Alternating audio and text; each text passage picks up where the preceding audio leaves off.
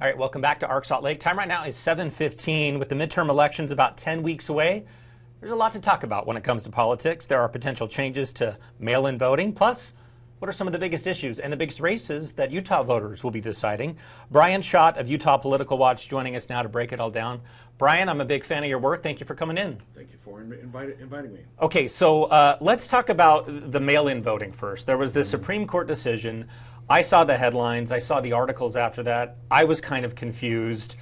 What's exactly happening? What does that mean for mail-in voting as of right now? It really doesn't mean much. The Supreme Court just ruled that the lawsuit against Trump's executive order restricting mail-in voting was premature, because all they said in this ruling is that the U.S. Postal Service can go ahead and create a rule and finalize a rule around mail-in voting, some of the things that Trump wants to do.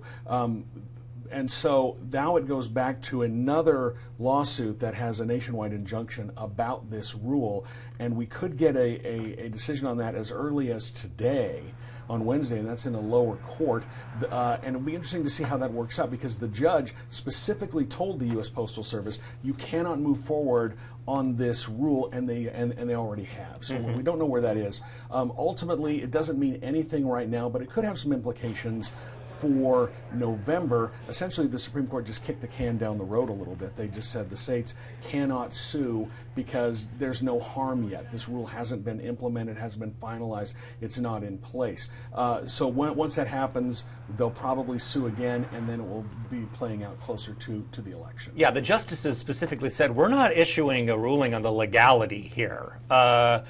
And I know you'd never like to predict Supreme Court moves in the future, but based on what they said, what does that mean, do you think, what they could decide in the future? Well, I think the U.S. Constitution is extremely clear on this. It says that states control the date, time, and manner of elections. The federal government, the executive branch, does not have any control over elections. So what the administration is trying to do, through the plain reading of the Constitution, they're not allowed to do it, because states are given exclusive authority, again, over the date, time, and manner of holding these elections. Okay, we'll see where this ends up. There are a lot of national races to watch, but I want to focus on Utah right now as the midterms approach. What are you focused on when it comes to Utah races, Utah issues as we head toward Election Day? One of the interesting things to really pay attention to is what happens here in Salt Lake County. Okay. The Republicans are really targeting the DA race. They want to get Sim Gill out of that office. They are really putting a lot of resources towards that. I think another thing to watch is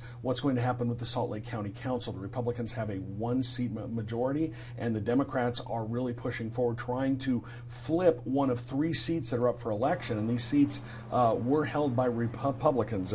County Council A, Lori Stringham, was ousted at convention.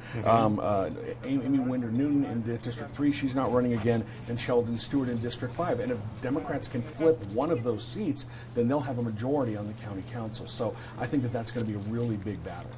Based on what you've seen with primary elections across the country, are there any clues as to what could happen here in Utah?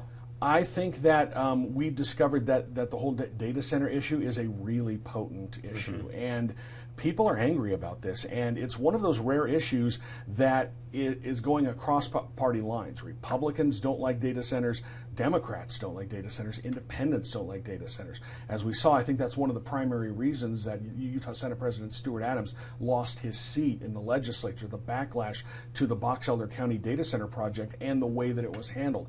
I don't think that we're done yet. We could see 1, 2, maybe 3 members of the legislature lose their seats or have extremely close races because of that issue.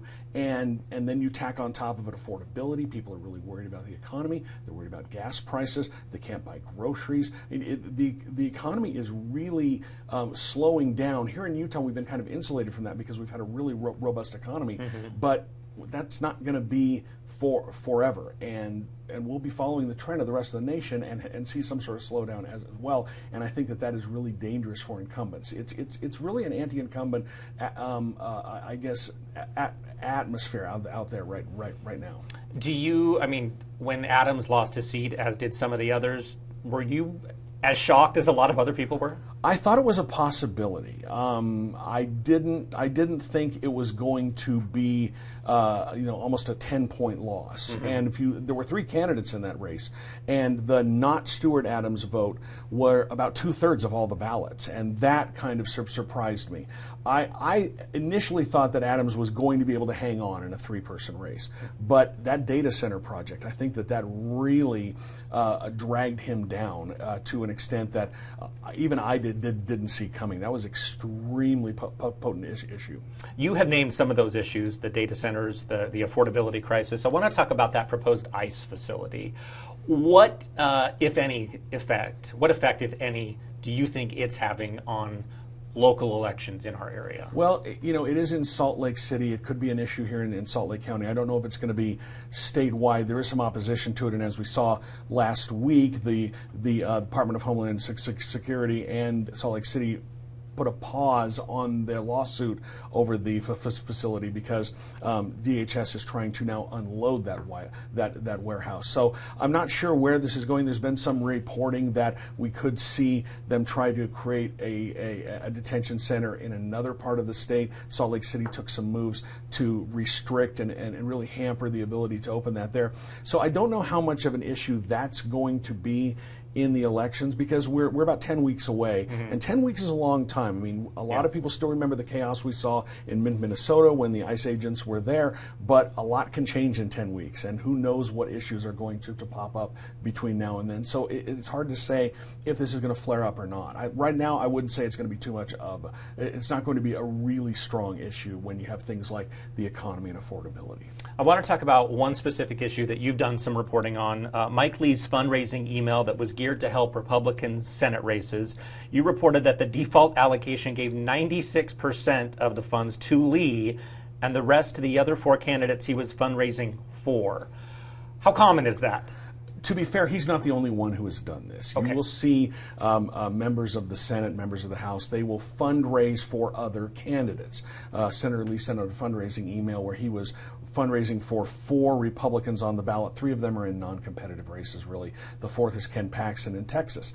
And the fundraising email, if you're not really paying attention, big bold letters, it says, we need to help the Republicans keep control of the Senate, and you need to support these Republicans. And you can, and it has suggested amounts. If you're not paying attention, there's a little link that says, edit your allocation amounts. And when you do that, you see that on a $100 donation, $96 of it goes to Mike Lee's account, and $1 goes to the other 4. And it's the same breakdown unless you manually go in and change that. So he's not the only one who's done that. He's done this before in the past. When Herschel Walker was running in the Georgia runoff election in 2021, he sent out a fundraising email, and that was a 50-50 split. And I believe that Representative Burgess Owens also did the same thing for Walker.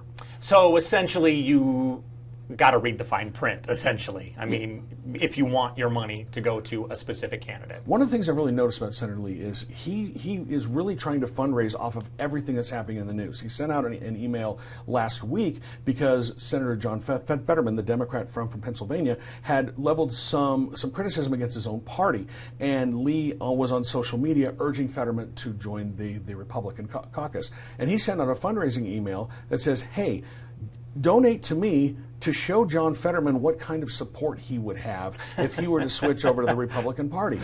His team is very good at fundraising off of what is happening right now and what is important to his base voters. But when you see that sort of thing and he's raising money to show support for John Fetterman, if you think about it for half a second, you're like, that doesn't make any sense. But it seems to be effective for him, or he wouldn't keep doing it.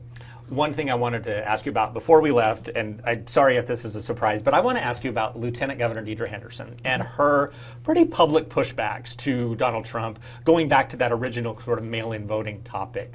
What do you make of her pretty vocal pushback against the president? And it's continuing.